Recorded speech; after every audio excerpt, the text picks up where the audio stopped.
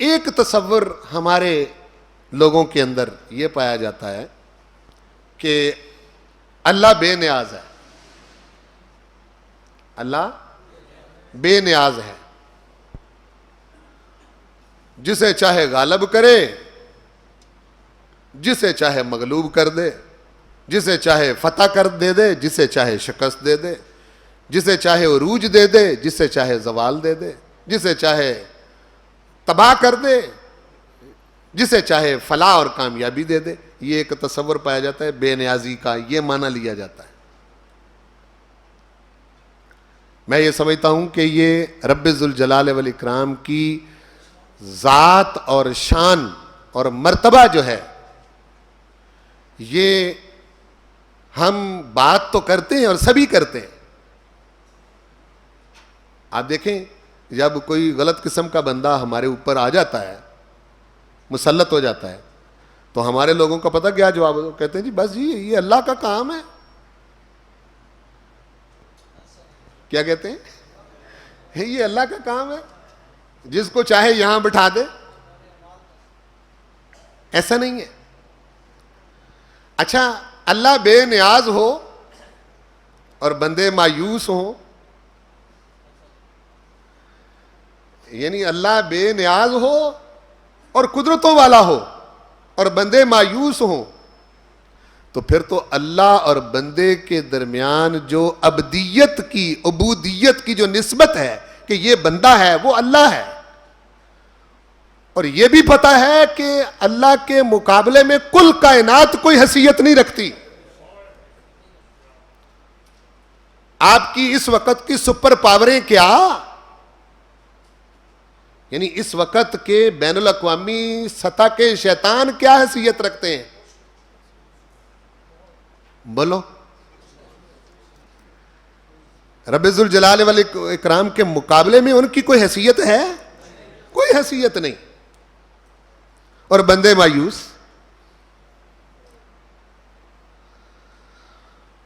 بندے پریشان اس وجہ سے ہیں اور ساتھ ہی ایک منٹ نہیں لگاتے، کہتے ہیں بے نیاز ہے. اور وہ بڑے مقصد کے لیے جو آیت نصر من اللہ و فتح قریب قرآن میں اتری تھی، ان کو ہم نے اپنے الیکشن کے اشتہاروں میں لکھنا شروع کر دیا. پتہ ہی نہیں نصر من اللہ کیا ہے اور وہ فتح قریب کیا ہے، خبر ہی نہیں. بالکل اس طرح کہ جب کوئی کالا دھن اکٹھا کر کے، بلیک منی اکٹھی کر کے، غلط قسم کے ذرائع سے مال کما کے، ایک عالی شان عمارت بنا کے اس کے ماتھے پر لکھ دے ھذا من فضل ربی،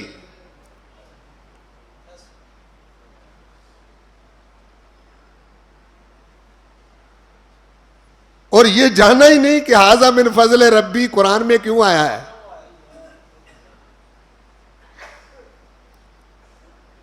یہ بات ہے یا نہیں؟ ٹھیک ہے. تو اس لیے اگر اللہ بے نیاز ہو اور بندے اسی کے ہوں، بولو، بندے اسی کو ہوں، اسی کو ماننے والے ہوں، اور کامیاب جو ہے وہ غیر ہوتے جائیں جن کا اللہ سے تعلق ہی نہیں، جن کا اللہ سے تعلق ہی نہیں. عجیب بے نیازی ہے، بندے پٹ رہے ہیں، مار کھا رہے ہیں، اور اس کو پتہ ہی نہیں کہ مجھے ماننے والوں کا حال کیا ہے.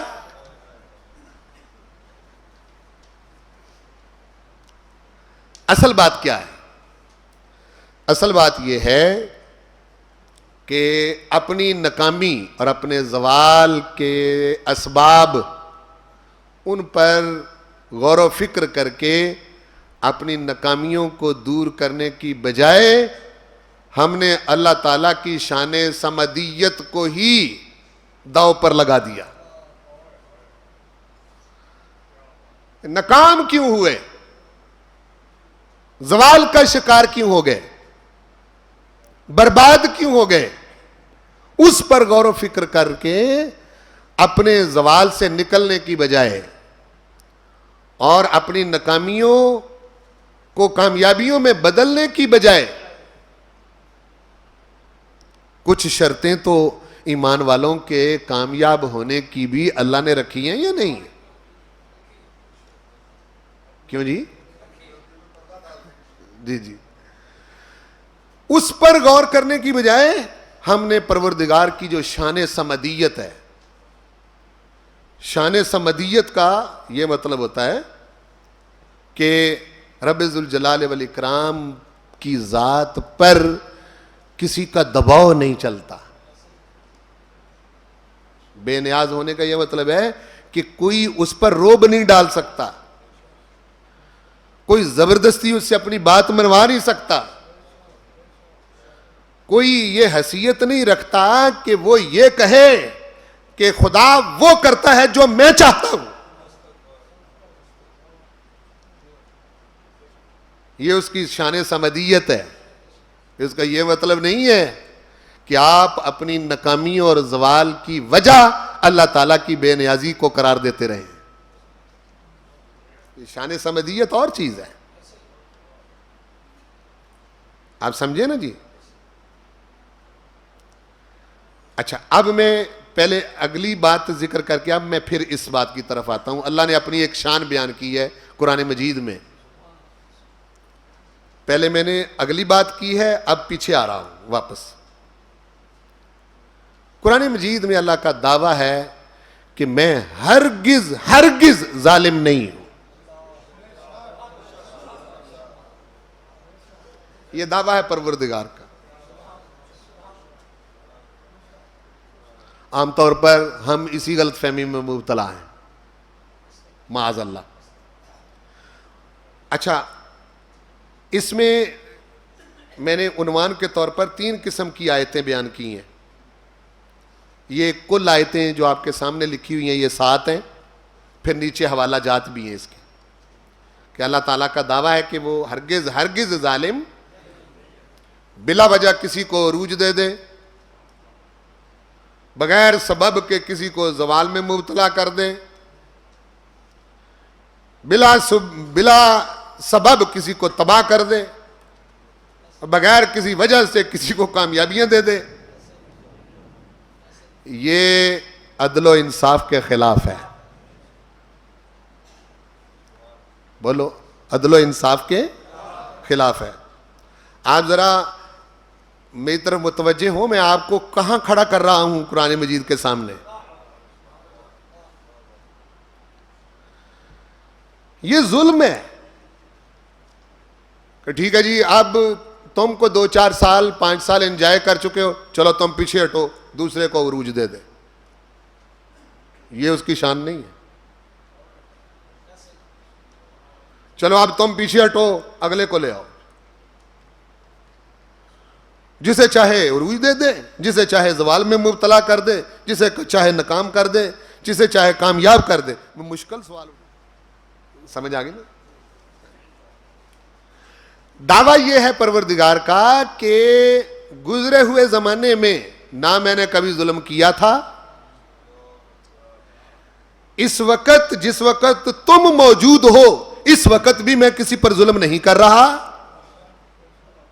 اور آنے والے وقت میں تمہارے جنت و دوزخ میں پہنچنے تک میں کسی پر کھجور کی گٹلی کے اوپر جو ریشہ ہوتا ہے اتنا ظلم بھی نہیں کرتا۔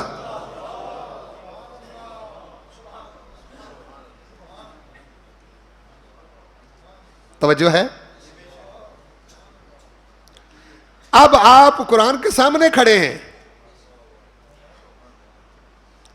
تینوں آیتیں پڑھیں، تینوں قسم کی، میں ان کا مفہوم عرض کرتا ہوں۔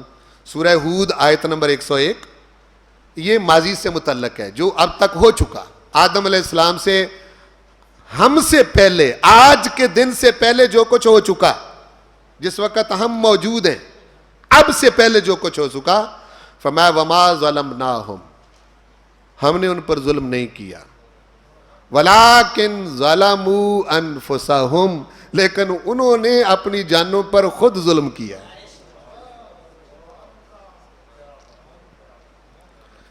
اب سے پہلے جو کچھ ہو چکا یہ اگر کوئی مومن ہو کر حضور پر ایمان لا کر قرآن کو نثار سمجھ کر اللہ کو اپنا خدا سمجھ کر یہ تصور رکھتا ہے کہ معاذ اللہ خدا ظالم ہے، پھر ایمان کیسا؟ اس ایمان کا کیا مطلب ہے؟ دوسری آیت وما ظلمہم اللہ، اللہ نے ان پر ظلم نہیں کیا تھا، یہ گزشتہ کی بات ہے، ولیکن کانوا انفسہم یظلمون، یہ ماضی استمراری ہے کہ وہ خود اپنی جانوں پر ظلم کرتے رہے ہیں۔ اس سے پہلے کچھ لوگ کامیاب ہو گئے، بھئی مر تو سارے رہے ہیں، بولو مر تو سبھی رہے ہیں، اہل حق بھی اس دنیا سے جا رہے ہیں، اہل باطل بھی دنیا سے جا رہے ہیں، موت کو ذہن میں نہ رکھیں، یہ تو سبھی منتقل ہو رہے ہیں۔ موت سے پہلے پہلے جو وقت دیا گیا اس وقت کے اندر دعویٰ پروردگار کا یہ ہے کہ میں نے جس وقت تم قرآن پڑھ رہے ہو اے لوگوں، جس وقت تمہارے سامنے ہے، تمہارے ہاتھوں میں ہے، اس وقت سے پہلے، اس وقت سے لے کے آدم علیہ السلام تک میں نے کسی پر ظلم کیا ہی نہیں۔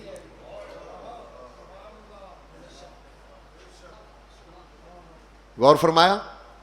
اب آپ اگلی جو دو آیتیں ہیں ان کو دیکھیں، یہ حال سے متعلق ہیں، اس وقت،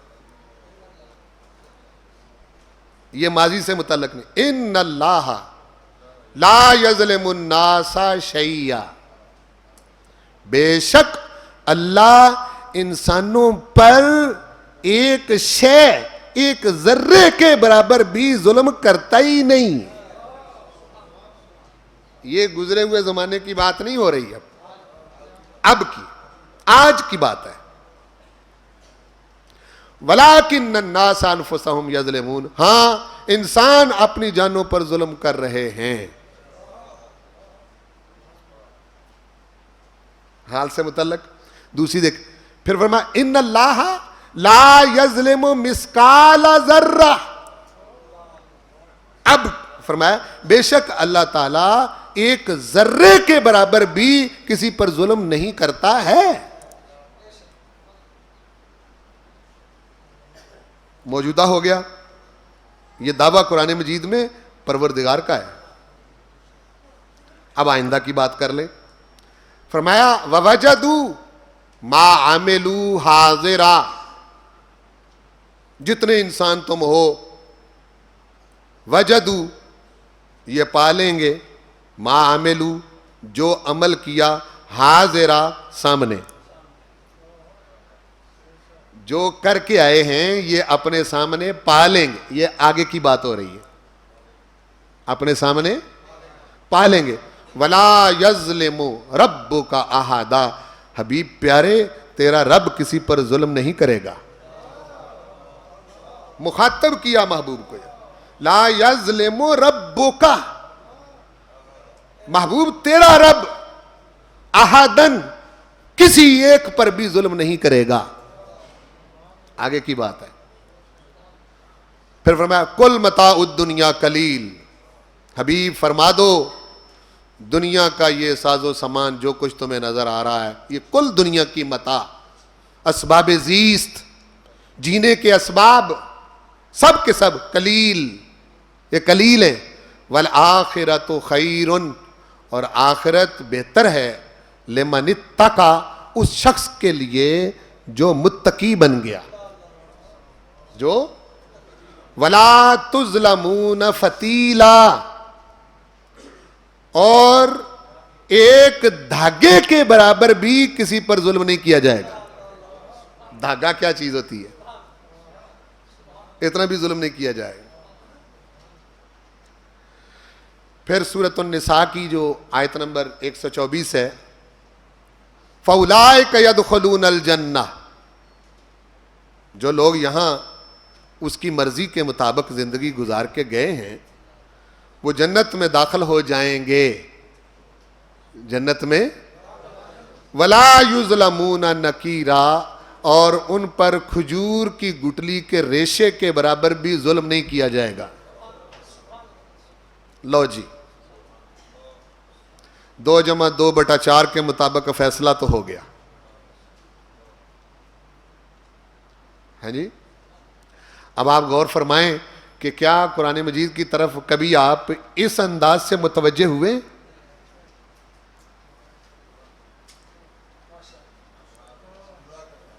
جی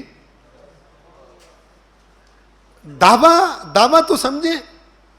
وہ کہتے ہیں میں نے آج تک کسی پر ظلم کیے ہی نہیں، نہ کر رہا ہوں نہ کروں گا. ہیں جی تو پھر کیا ہو رہا ہے؟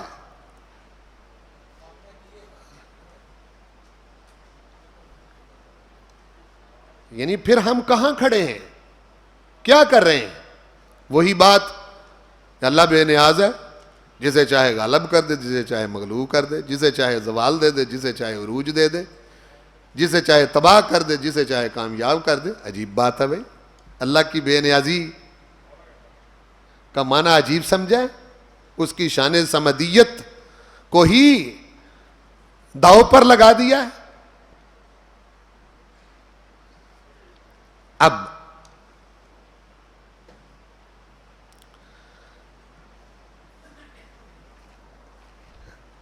آخر میں یہ سوال پیدا ہوتا ہے کہ پھر یہ جو انسان کامیاب ہوتے ہیں اور ناکام ہوتے ہیں، اب انسان کی 3 حیثیتیں ہیں. ایک وہ اکیلا تنہا ہے اپنی ذات میں، ایک وہ جب دوسروں سے مل کے زندگی بسر کرتا ہے تو معاشرہ بنتا ہے، اور جب معاشرے آپس میں یکجا ہوتے ہیں تو قومیں بنتی ہیں. جس کو فرد اور ملت اور امت کا تصور دیا جاتا ہے.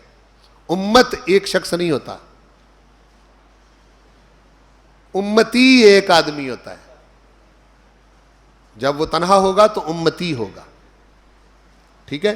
ایک شخص جب انفرادی طور پر اکیلا آدمی بھی کامیاب اور ناکام ہوتا ہے یا نہیں؟ ایک آدمی، یہ علیحدہ بات ہے کہ کامیابی کا تصور ہمارے ہاں کیا ہے، وہ ہم اس کو آگے جا کے لے رہے ہیں چونکہ یہ ٹاپک ہے اس میں. ٹھیک ہے کہ کامیابی کیا ہے، کس کو کہتے ہیں کامیابی. کیا قرآن مجید کامیابی کی کوئی صورت بتاتا ہے کہ کامیاب ہیں کون؟ ٹھیک ہے نا. اب یہ صورتحال ہے کہ انسان تنہا ناکام بھی ہوتا ہے، کامیاب بھی ہوتا ہے. اب مل کر جو معاشرے بنتے ہیں، فرض کریں آپ بہت سارے لوگ اکٹھے ہیں، آپس میں ریلیشن ہوتا ہے، خاندان ہیں، خاندانوں کا خاندانوں سے تعلق ہوتا ہے، عزیز رشتہ داریاں ہیں، دوستیاں ہیں، ریلیشنز ہیں، دکاندار ہے، گاہک ہے، اسی طرح استاد ہے اور شاگرد ہیں. یعنی یہ ریلیشن جو ہیں، یہ آپس کے تعلقات جب انسان مل جل کر زندگی بسر کرتے ہیں اس کو معاشرہ کہتے ہیں. کیا کہتے ہیں؟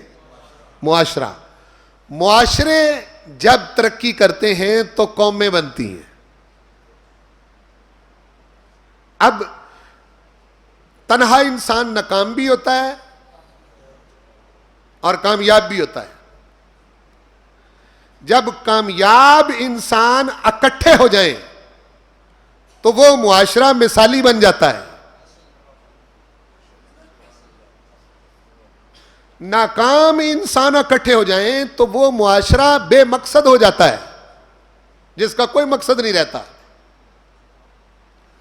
اور بے مقصد انسان اور بے مقصد معاشرے اس کائنات کے اندر زندہ رہنے کے لائق نہیں ہوتے. یہ فیصلہ ہے. وہ پہلی 3 آیتیں پڑھیں. زمین و آسمان کے اندر بے مقصد انسان بھی نہیں بچے گا اور بے مقصد معاشرے بھی نہیں بچیں گے اور بے مقصد قومیں بھی نہیں بچیں گے. یہ فیصلہ ہے. چاہے وقتی طور پر وہ کتنے کامیاب ہوں، وقتی طور پر آپ کچھ بھی سمجھ رہے ہوں اس کو، اور کتنے ہی کامیاب ہوں، آپ سمجھ رہے ہیں نا، یہ آپ کی سوچ ہے. پروردگار کے فیصلے 30 40 50 سالوں پر یا ایک صدی پر محیط نہیں ہوتے. سمجھ آئی نا؟ اچھا، انسان بھی ناکام ہوتا ہے، کامیاب بھی ہوتا ہے. معاشرے ناکام بھی ہوتے ہیں، کامیاب بھی ہوتے ہیں. قومیں ناکام بھی ہوتی ہیں اور کامیاب بھی ہوتی ہیں. اچھا، اب یہ کامیابی اور ناکامی، عروج اور زوال جو ہے، یہ اللہ کی بے نیازی سے مشروط کر دیں تو پھر تو زندگی کا مقصد ہی کوئی نہیں رہتا. پھر تو آپ مجبور محض ہیں. بس ٹھیک ہے، آپ آئے ہیں، رہے ہیں، اور اس کے بعد آپ بے ہتھل ہو کے بیٹھ گئے. ٹھیک ہے جی، جسے چاہے کامیاب کرے، جسے چاہے ناکام کرے. لیکن قرآن مجید اس کی نفی کرتا ہے. قرآن مجید اس کی بولو نفی کرتا ہے. وہ کہتا ہے نہیں، کامیابی اور ناکامی کہ اللہ تعالیٰ نے اس کائنات میں کچھ اصول اور قانون بنائے ہیں. یہ قرآن پاک بتاتا ہے. کوئی قانون ہے کہ جو اس قانون کے مطابق اس قانون کو سمجھ کے اپنے آپ کو کامیاب کرتا ہے، وہ کامیاب ہو جاتا ہے. جو اس سے صرف نظر کر لیتا ہے، وہ ناکام ہو جاتا ہے. اور قرآن مجید ان قانونوں میں سے باضابطہ باقاعدہ قرآن مجید کی آیات میں 3 قوانین پر بہت زور دیتا ہے. لینے کی کوشش کریں. وہ 3 قانون ہیں. ایک قانون وہ اٹل ہیں، وہ قانون اٹل ہیں، بدلتے نہیں.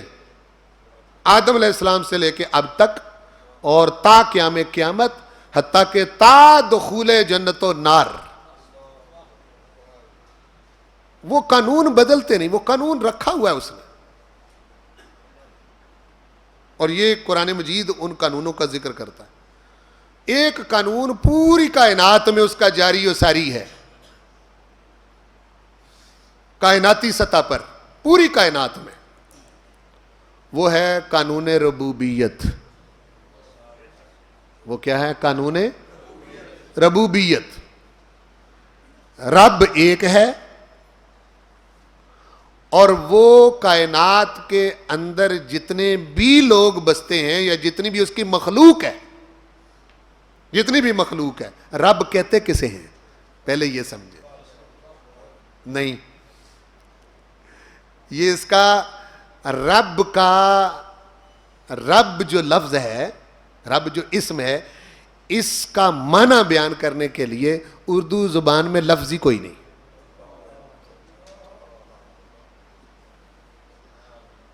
اردو زبان میں لفظ ہی کوئی نہیں.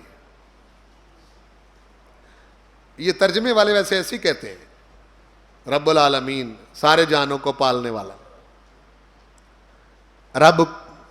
رب کون ہے؟ رب کو کسی شے کو پیدا کرنے کے لیے خام مال کی ضرورت نہیں ہوتی. سمجھے میری بات کو ذرا. کسی بھی چیز کو، کسی بھی شے کو، خواہ وہ آسمان ہو، زمین ہو، درخت ہوں، آپ ہوں، میں ہوں، یعنی کائنات کے اندر، کل کائنات کے اندر جس چیز کو وہ پیدا کرتا ہے، اس کے لیے اسے اولاً خام مال کی ضرورت نہیں کہ پہلے اس کا را مٹیریل ہو، پھر اس کو مرتب کرے، پھر وہ شے بنائے. یہ اس کو رب نہیں کہتے. اب آپ اس کو ایک لفظ میں نہیں بیان کر سکتے. ٹھیک ہے؟ اب دیکھو نا، آپ جب انسان پیدا ہوتا ہے، اس کا را مٹیریل باپ یا ماں کے وجود میں کون سا ہے ہی نہیں. ہے؟ بولو نا یار. یہ جب انسان پیدا ہوتا ہے یہ اس کو آنکھیں کہاں سے مل گئیں؟ اس کے کان کیسے بن گئے؟ ہاں جی توجہ ہے؟ آپ کی آنکھ کے پیچھے کون سا کارخانہ لگا ہوا ہے جو دیکھتا ہے کہ یہ سرخ ہے، یہ سبز ہے، یہ نارنجی ہے، یہ اس طرح کا ہے، رنگوں کے اندر جو فرق کرتا ہے، اس کے پیچھے کون سا کارخانہ ہے؟ یہ جو چربی ہے.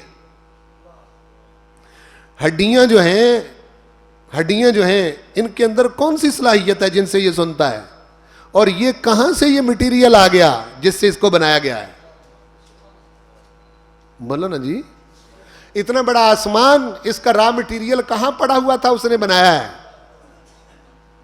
اتنی بڑی زمین جو بچھائی ہے، اس کا خام مال کہاں پڑا ہوا تھا جس کو مرتب کر کے زمین بنائی ہے. سمجھے؟ سب سے پہلے رب کی شان میں یہ چیز شامل ہے کہ اس کو کسی چیز کو خلق کرنے کے لیے را مٹیریل کی ضرورت نہیں ہوتی. اور جب وہ خلق کرتا ہے تو جو کچھ وہ بناتا ہے وہ کسی مقصد کے لیے بناتا ہے. بولو، کسی مقصد کے لیے بناتا ہے.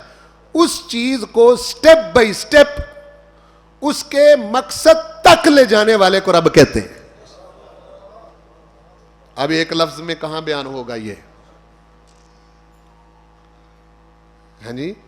جو مقصد ہے اس کا، جس مقصد کے لیے اس کو اس نے خلق کیا ہے، وہاں تک جو اس کو لے جانے والا ہے وہ رب ہے.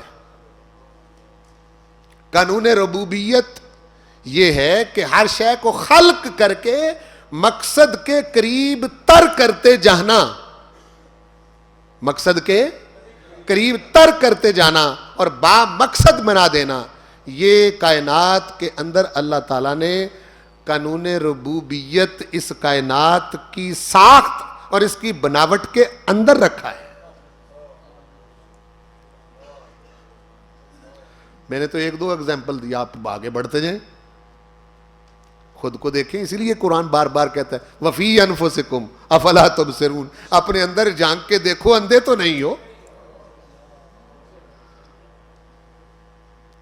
یعنی اس پر آپ غور فرمائیں نا جی. میں اور آپ آخر بنے ہیں نا جی. بنانے والا کون ہے؟ اللہ. یہ جس وقت میں اور آپ پیدا ہوئے تھے اس وقت اتنے ہی تھے جتنے ہیں؟ نہیں. کچھ وجود، پھر اس کو مقصد کے قریب تر کیا، پھر اور کیا، پھر اس کے اور قریب، پھر کامل کیا. ایک وقت تک عقل نہیں دی، ایک وقت تک دانت نہیں دیے، ایک وقت تک سمجھ نہیں دی، پھر وہ آگے بڑھاتا جاتا ہے، اس کو اوپر لے جاتا ہے. تو جب یہ اپنی تعریفیں کرنے لگتا ہے انسان، آواز آتی ہے قرآن میں ہی فَلَا تُزَكُّوا أَنفُسَكُمْ، اپنی پاکیاں نہ بولا کر، هُوَ أَعْلَمُ بِمَنِ اتَّقَىٰ، وہ جانتا ہے تم میں سے متقی کون ہے. هُوَ أَعْلَمُ بِكُمْ إِذْ أَنشَأَكُمْ مِنَ الْأَرْضِ، وہ تمہیں تب سے جانتا ہے جس وقت اس نے تمہیں زمین سے پیدا کیا تھا. وَإِذْ أَنْتُمْ أَجِنَّةٌ فِي بُطُونِ أُمَّهَاتِكُمْ، جس وقت تم اپنی ماں کے بطن میں جنین تھے اس وقت سے جانتا ہوں میں تجھے. اس لیے رب العالمین ہے، رب الانسان نہیں، رب السماوات نہیں، صرف رب الارض نہیں، رب الحیوانات نہیں، رب الجمادات نہیں، کل مخلوق کا رب ہے، کل مخلوق کا رب ہے. اور رب کی یہ شان ہے کہ وہ جو پیدا کرتا ہے اس کو مقصد کے قریب تر کرتا چلا جاتا ہے. یہ قانون اس کائنات کے اندر اللہ تعالیٰ نے اس کو بناتے ہوئے ہی رکھا تھا کہ تو مجھے مانے نہ مانے، تو میرا انکار کر یا اقرار کر، تو میری ہدایت پر عمل کر یا نہ کر، میں تجھے پالوں گا، میں تجھے پالوں گا. ہو سکتا ہے کسی وقت تجھے سمجھ آ جائے، اس وقت تک کہ کسی وقت تجھے سمجھ آ جائے کہ میں خود تو بن نہیں گیا, آخر کوئی ہے جس نے مجھے بنایا ہے. ایک قانون ربوبیت کی ہم کل وضاحت کریں گے. قرآن مجید کا ابھی میں نے صرف بتایا ہے کہ یہ قانون اس کائنات میں ہے.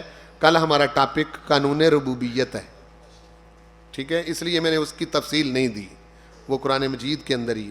دوسرا قانون اخلاقی سطح پر قانون سعادت و شقاوت ہے. بدبخت کون ہے اس دنیا میں, خوش بخت کون ہے اس دنیا میں, کامیاب کون ہے, ناکام کون ہے, اس کا بھی قانون بنایا ہے اللہ نے.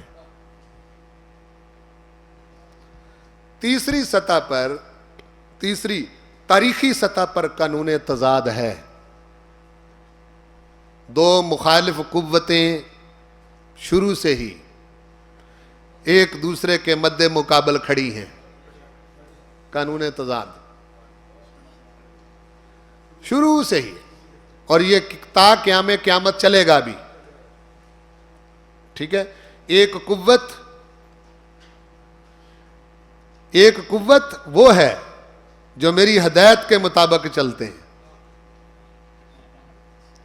ایک قوت وہ ہے جو میرے نبیوں کی ہدایت کے مطابق چلتے ہیں.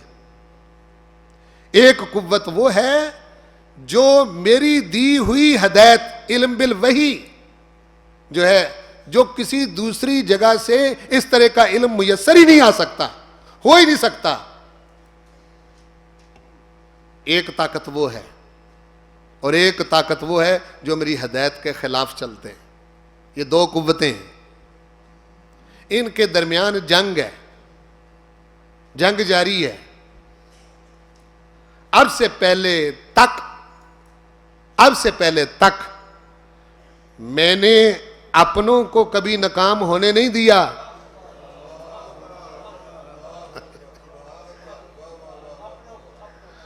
میں نے اپنوں کو کبھی ہونے نہیں دیا. پڑھو تاریخ ساری پچھلی, ٹھیک ہے. اور جو مجھ سے اور میرے حبیب سے اور میرے رسولوں سے ہٹ گئے ان کو میں نے کبھی کامیاب ہونے نہیں دیا. یہ تاریخی سطح پر قانون تضاد ہے. ہماری اس سے نظر ہٹ جائے قرآن کی ان آیتوں سے, اور ہم ان کو لے کر اس کی طرف متوجہ نہ ہوں تو ہمیں پتہ کیسے چلے. اب ہمارے اگلے 3 ٹاپک ہوں گے, 3 موضوع ہوں گے. ایک دن قانون ربوبیت, ایک دن قانون سعادت و شقاوت, ایک دن قانون تضاد جو قرآن بیان کرتا ہے. اگلے 3 دن میں 3 دن کا عنوان میں نے بتا دیا آپ کو. کل انشاءاللہ قانون ربوبیت کے لیے ہم قرآن پاک کی آیتوں سے حوالے لیں گے, ٹھیک ہے. پھر قانون سعادت و, آپ کل جتنے بھی اس وقت کام کر رہے ہیں, آپ اکیلے ہیں تب, کسی تنظیم کے ساتھ ہیں تب, کسی گروہ میں ہیں تب, کسی امت میں ہیں تب, جہاں بھی آپ دیکھیں گے آپ کو یہی قانون جو ہے انسانوں کے اوپر لاگو ہوتے نظر آئیں گے.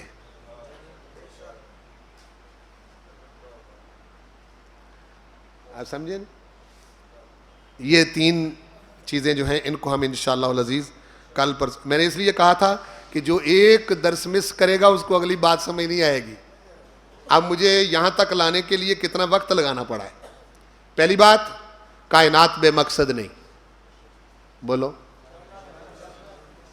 یہ کھیل تماشا نہیں. کائنات ہم نے بنائی ہی ایسے ہے کہ اس میں صرف حق کامیاب ہو سکتا ہے, باطل کامیاب ہو ہی نہیں سکتا. اسی لیے تو پروردگار کہتا ہے یا معاشر الجن والانس ان استطعتم ان تنفذوا من اقطار السماوات والارض فانفذوا لا تنفذون الا بسلطان فبأي آلاء ربكما تكذبان. تم بڑے طاقتور ہونا, جنوں انسانوں, آسمانوں زمین سے باہر نکل کے تو دکھاؤ. میرے شکنجے میں ہو, کڑکی تمہارے اوپر لگی ہوئی ہے, اور پھر تم سمجھ بیٹھے ہو کہ خداوند کریم جو ہے وہ کوئی طاقت نہیں رکھتا. میں جب چاہوں اور میرے چاہنے کو میری بے نیازی سے تعبیر نہ کرنا. میں دیکھتا ہوں کہ بندوں کا فیصلہ کب کرنا ہے, قوموں کا فیصلہ کب کرنا ہے, امتوں کا فیصلہ کب کرنا ہے. ہم کبھی لوگوں کو کامیاب کرتے ہیں لیکن اس کے پیچھے ایک قانون ہے, کبھی لوگوں کو ناکام کرتے ہیں اس کے پیچھے ایک قانون ہے, اور وہ قانون ہم نے سب سے پہلے اپنے محبوب کو سمجھایا تھا. یہی بات مولانا ظفر علی خان نے کہی تھی کہ جو فلسفیوں سے حل نہ ہوا اس کا وہ راز ایک کملی والے نے بتلا دیا چند اشاروں میں.